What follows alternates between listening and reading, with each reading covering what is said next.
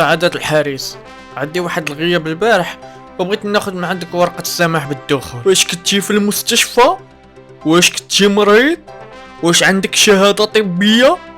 علاش غيبتي؟ لا كتغناعس. اشنو؟ وكتسمي هذا عذر رسمي؟ استاذ راه عيني كانت كتحرقني وراسي كان ثقيل وحسيت بواحد العيا، ما قديتش حتى نمشي للطبيب باش نجيب شهادة طبية، واصلا الطبيب راه كنخلصو 3000 باش نجيبو شهادة طبية. وباش عرفتي راسك كنتي مريض واخا ما مشيتيش عند الطبيب؟ وباش انا نعرفك كنتي مريض واخا ما جبتيش ليا شهادة طبية؟ استاذ راه بلا النعاس راه ما نقدرش نركز، وبلا تركيز راه ما نقدرش نقرا، وبلا قرايه راه ما نقدرش ننجح، وهداك الشيء علاش غيبت، راه باش ننعس مزيان ونجي ونركز. ايوا على هاد الحساب حتى الكسل عندو منطق.